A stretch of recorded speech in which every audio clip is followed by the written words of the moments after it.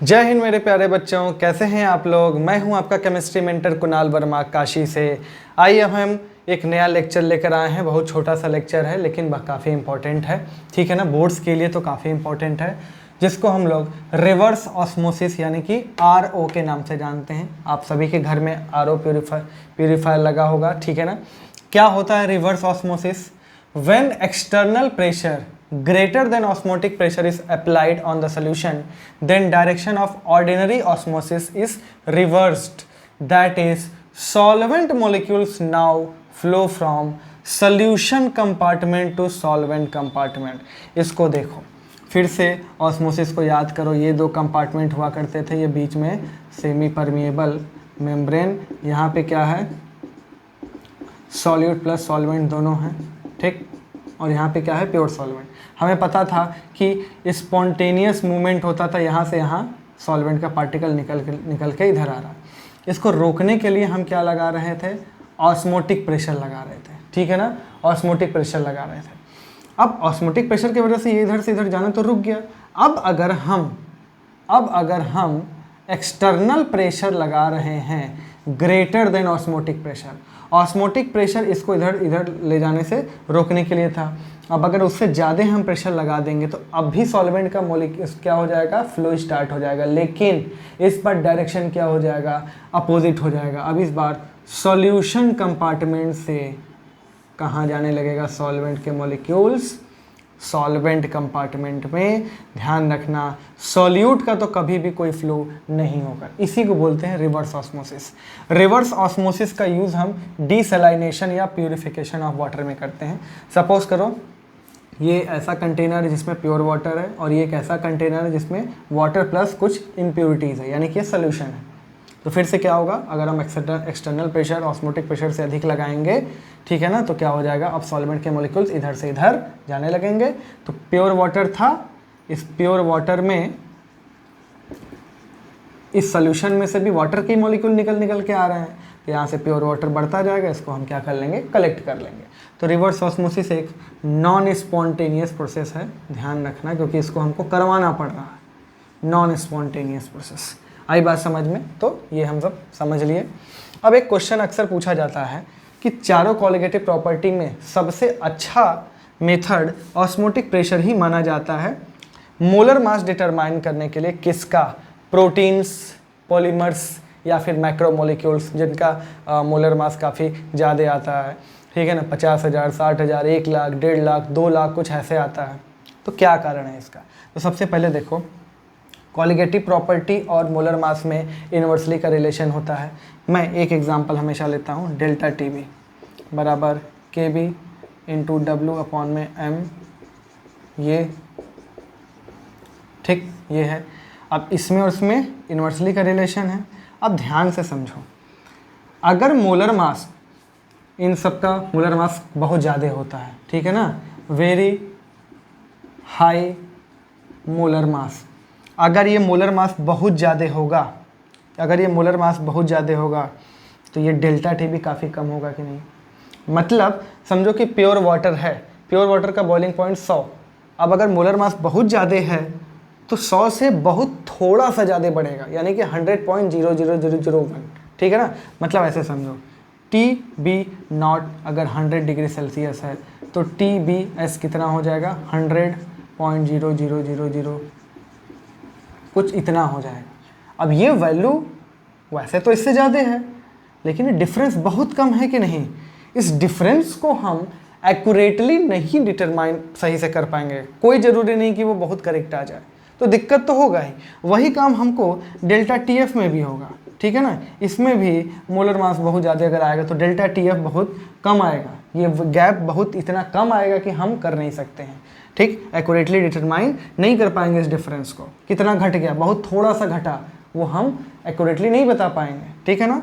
और P0 minus PS/में P0, ये भी क्या है, नीचे ही मोलर मास आएगा, ठीक। इस P0 माइनस PS को क्या बोल देते हैं, डेल्टा P। ये भी तो मोलर मास, ये भी वैल्यू क्या होगा, बहुत कम आएगा, बहुत कम डिफरेंस आएगा। तो हम कैसे एक्यूरेटली इस चीज़ को डिटरमाइन कर पाएंगे, ठीक। अब ये 3 हो गया। अब ऑस्मोटिक प्रेशर में क्या है, ऑस्मोटिक प्रेशर में कोई डिफरेंस वाला चीज़ नहीं आता, कोई डिफरेंस वाला टर्म नहीं आता कि वहाँ पे हमें डिफरेंस निकालना है। डायरेक्ट तुम ऑस्मोटिक प्रेशर का formula S into C into T, direct concentration, mass of polymer, सब कुछ रखोगे, यहाँ से पाई का जो वैल्यू आएगा उस हिसाब से हम मोलर मास डिटरमाइन कर लेंगे। ठीक, एक बात तो ये हो गया कि पॉलीमर का हैव लार्ज मोलर मास, तो आप इसको अपने से बना के लिखेंगे तो वो difference delta T B, delta T F या डेल्टा पी को एक्यूरेटली हम पता नहीं कर पाएंगे सही, तो जब सही नहीं आएगा तो मोलर मास भी सही नहीं आएगा। दूसरी बात ये है कि देखो डेल्टा टी बी की अगर हम बात करें तो डेल्टा टी बी का मतलब क्या है, हमें बॉइलिंग टेम्परेचर तक लेके जाना पड़ेगा कि नहीं। क्या 25 डिग्री पे हम पानी को रखें और हम एलिवेशन ऑफ बॉइलिंग पॉइंट की बात कर सकते हैं? नहीं, हमें कम से कम 100 तो हमें पता है, 100 से कितना ऊपर गया ये हमें जाके देखना पड़ेगा। यानी हमें टेम्परेचर बिना घटाए काम नहीं होने वाला है, रूम टेम्परेचर में तो हो ही नहीं सकता। उसी तरह delta T B, delta T F में भी हमें 0 डिग्री तक लेके जाना पड़ेगा पानी को, 0 से कम, कि कितना ज़्यादा 0 से कम हो गया है। तो ये जो है रूम टेम्परेचर पे काम नहीं हो पाएगा, और रूम टेम्परेचर पे अगर काम नहीं होगा, बहुत ज़्यादा या बहुत कम टेम्परेचर होगा, तो ये जो प्रोटीन है और ये जो पॉलीमर है इनका डीनेचुरेशन हो जाएगा। क्या हो जाएगा? डीनेचुरेशन हो जाएगा, ये अपनी एक्टिविटी खो देंगे। तो फिर क्या ही फ़ायदा जब इनका डीनेचुरेशन हो गया। तो दूसरा तो खासियत ये हो गया कि osmotic pressure can be used at room temperature. ठीक, रूम टेम्परेचर पे भी इस्तेमाल हो सकता है। तो ये बहुत इंपॉर्टेंट चीज़ है, आप इसको नोट कर लीजिए। अब इसके बाद हम एक छोटा सा और टॉपिक बच जाता है जिसको हम लोग एजियोट्रॉप मिक्सचर के नाम से जानते हैं, इसको नोट कर लो। आइए दोस्तों बात करते हैं थोड़ा सा एजियोट्रॉप मिक्सचर के बारे में। एजियोट्रॉप्स क्या होते हैं? Constant boiling mixture. Constant boiling का मतलब ये है कि जैसे कोई दो लिक्विड है, एक का बॉइलिंग पॉइंट 100 है और दूसरे का मान लो 120 है, ठीक है ना, 120 है। अब अगर हम इनको अलग करना चाहें तो हम क्या करेंगे? इसको गर्म करेंगे। जैसे ही 100 डिग्री पहुंचेगा वैसे ही 100 वाला क्या करेगा? वेपराइज होकर निकल लेगा, लेकिन 120 वाला भी नहीं होगा। तो ऐसे सेपरेशन हम करते हैं, तो इसको बोलते हैं फ्रैक्शनल डिस्टिलेशन। बॉइलिंग पॉइंट के आधार पे अगर कोई दो लिक्विड को अलग कर रहे हैं तो इसको बोलते हैं फ्रैक्शनल डिस्टिलेशन। लेकिन एजियोट्रॉप मिक्सचर क्या होता है? ये कुछ इस तरह का मिक्सचर होता है जिसमें बॉइलिंग पॉइंट तो दोनों लिक्विड्स का अलग अलग है सेपरेटली, लेकिन जब दोनों को मिला दिया गया कुछ डेफिनेट अमाउंट में, ध्यान रखना ऐसे ही में नहीं बन जाएगा, दोनों को डेफिनेट अमाउंट में मिलाना पड़ेगा। अब उसके बाद क्या होता है, उस जो मिक्सचर का बॉइलिंग पॉइंट होता है वो एक फिक्स हो जाता है, जैसे कि वो मिक्सचर ना हो, एक प्योर लिक्विड हो। अब जब वेपर बनेंगे तो दोनों के साथ साथ बनेंगे, अलग अलग बॉइलिंग पॉइंट है, फिर भी कोई पहले कोई बाद में नहीं बनेगा, एक साथ दोनों का वेपर बन जाएगा। आई बात समझ में? तो एजियोट्रॉप्स का क्या होता है? फ्रैक्शनल डिस्टिलेशन पॉसिबल नहीं होता है, ठीक है ना। It is a binary solution which boils at constant temperature, so fractional distillation is not possible. Azeotrope के लिए क्या होना चाहिए?